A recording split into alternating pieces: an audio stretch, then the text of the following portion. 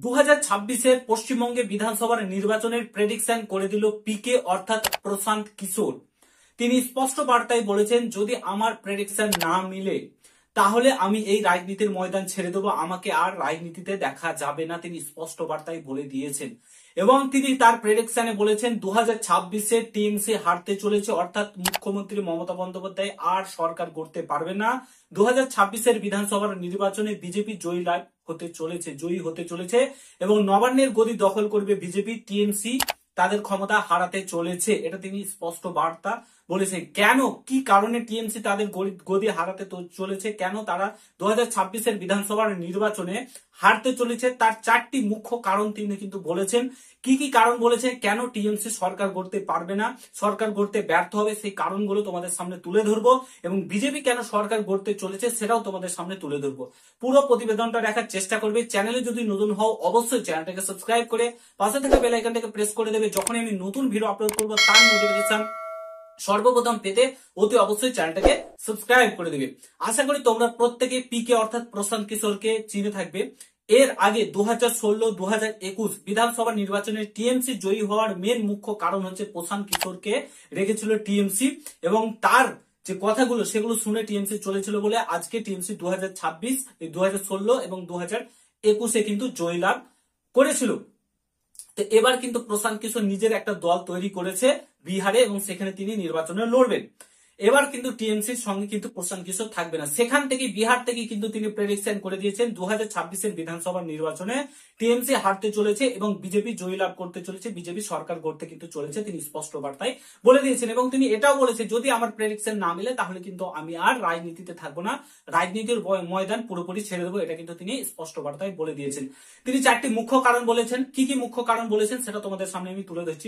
প্রথম যে কারণটা বলেছেন সেটা হচ্ছে টিএমসিদের নিজের দলের মধ্যেই কিন্তু গোষ্ঠীদ্বন্দ্ব অলরেডি বেঁধে গেছে। তোমরা অলরেডি নিউজ চ্যানেলগুলোতে দেখে থাকবে কিংবা এমনিতেও দেখে থাকবে যে গোষ্ঠীদ্বন্দ্ব অলরেডি বেঁধে গেছে, কারোর সাথে কারো ঠিকঠাক ভাবে মিল নেই, অলরেডি গোষ্ঠীদ্বন্দ্ব কিন্তু চলছে। কল্যাণের সঙ্গে মহামৈত্রের গোষ্ঠীদ্বন্দ্ব চলছে, আরো অনেকের সঙ্গে অনেকের চলছে, ঠিক আছে। এখানে তোমরা ফিরাদ হাকিমের সঙ্গে তোমরা দেখতে পাবে হুমায়ুন কবির গোষ্ঠীদ্বন্দ্ব চলছে। কেউ সুখী নেই, টিএমসি দলে কেউ সুখী নেই, কেউ থাকতে চাইছে না। যদি বিজেপি সরকার গড়ে প্রত্যেকে কিন্তু বিজেপির দিকে শিফট করে যাবে, কম বেশি যারা হিন্দুত্ববাদী রয়েছে তারা কিন্তু বিজেপির দিকে শিফট করে যাবে। এই গোষ্ঠীদ্বন্দ্বকে কাটিয়ে উঠতে পারছে না বিজেপি।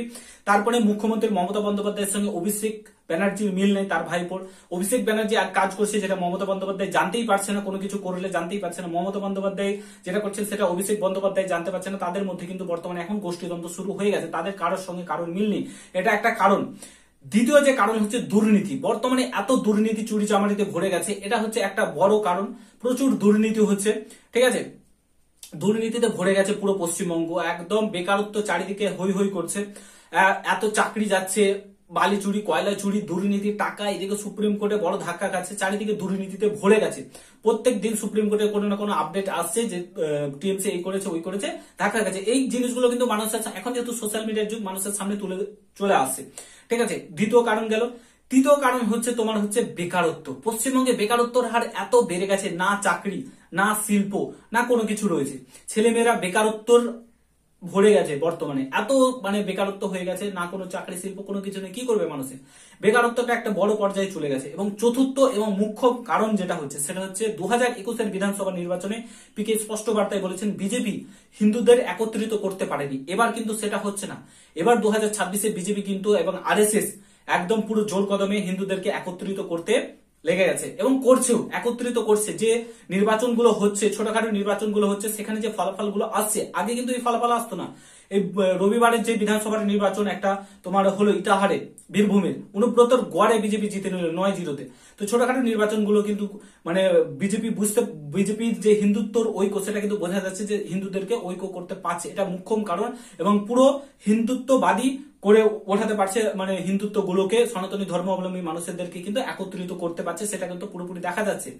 তো এটা হচ্ছে একটা মুখ্যম কারণ যে বিজেপি যদি হিন্দুত্ববাদী লোকগুলোকে একত্রিত করতে পারে, হিন্দুদেরকে একত্রিত করতে পারে, তাহলে কিন্তু টিএমসি সরকার আর থাকছে না। এটা এই চারটি মুখ্যম কারণ কিন্তু পিকে অর্থাৎ প্রশান্ত কিশোর জানিয়ে দিয়েছে যে চারটি মুখ্যম কারণের জন্য কিন্তু টিএমসি হারতে চলেছে এবং 2026-এর বিধানসভার নির্বাচনে বিজেপি সরকার গড়তে চলেছে এবং ভালো একটা মার্জিনে সরকার গড়বে।